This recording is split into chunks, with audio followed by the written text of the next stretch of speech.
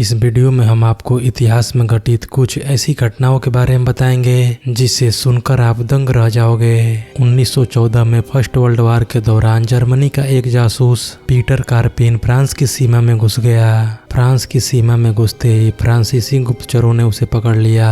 Peter की गिरफ्तारी को छिपाकर फ्रेंच लोग उसकी तरफ से झूठी खबरें जर्मनी भेजते रहे और जर्मनी द्वारा पीटर के खर्च की जो रकम भेजी जाती थी उसे फ्रेंच लोग खुद हथियाते रहे। 1917 में पीटर फ्रांसीसियों के कैद से निकल भागा।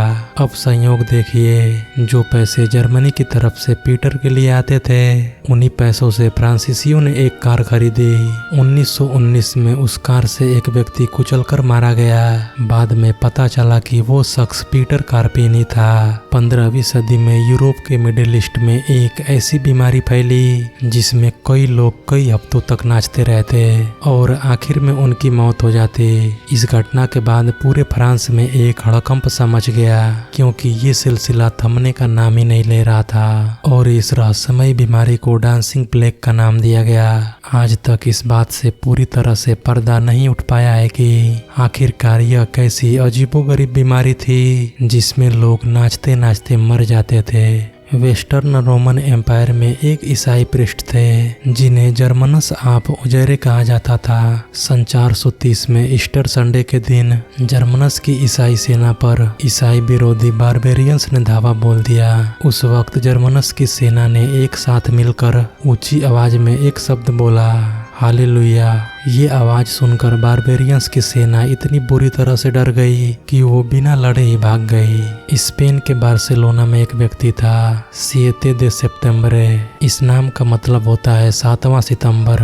उसका ये नाम इसलिए पड़ा क्योंकि वो 7 सितंबर 1749 को पैदा हुआ था। 1801 में वो 7 सितंबर को ही मरा। उसके बेटे का नाम सिएते दे सेप्टेम्बरे ही था क्योंकि वो 7 सितंबर 1774 को पैदा हुआ था। हैरानी की बात है कि 1826 में वो 7 सितंबर को ही मरा। उसके ग्रैंडसन का नाम सिएते दे सेप्टेम्बरे ही था। वो 7 सितंबर 1814 को पैदा हुआ था और 7 सितंबर 1862 को मरा। 1 सितंबर जापान की इतिहास में बहुत ही बुरी तारीख है। जापान में विनाशकारी भूकंप 6 बार ठीक इसी तारीख को आया। सबसे पहले 1 सितंबर 827 को, 1 सितंबर 859 को, 1 सितंबर 867 को, 1 सितंबर 1185 को, 1 सितंबर 1649 को और आखिर में 1 सितंबर 1923 को।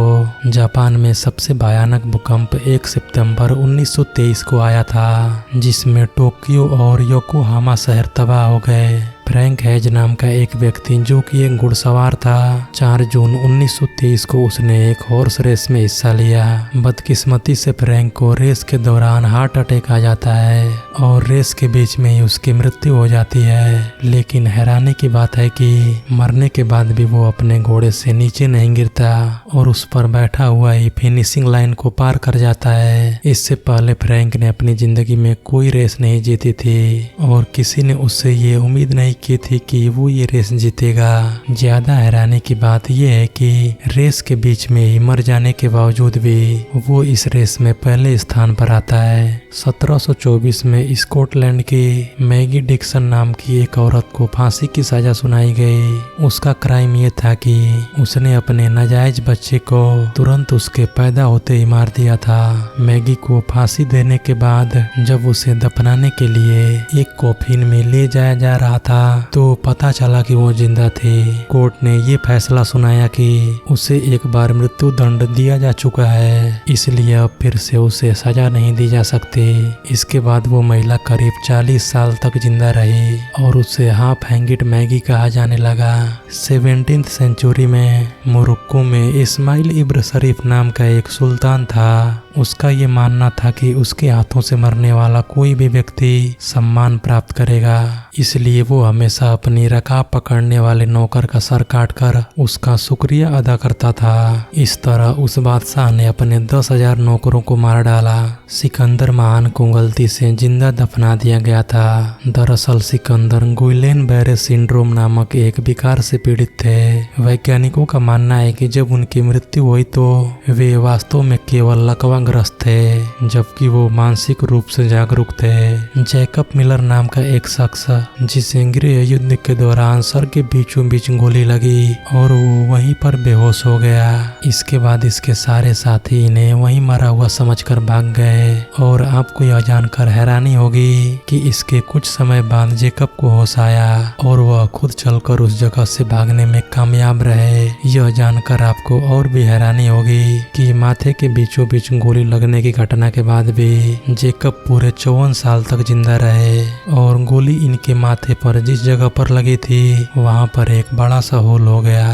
तो दोस्तों आज के लिए इतना ही। ऐसे ही हिस्टोरिकल वीडियो देखने के लिए आप हमारे इस चैनल को सब्सक्राइब कर सकते हैं। सो मिलते हैं अगले किसी ऐसे ही मजेदार वीडियो के साथ।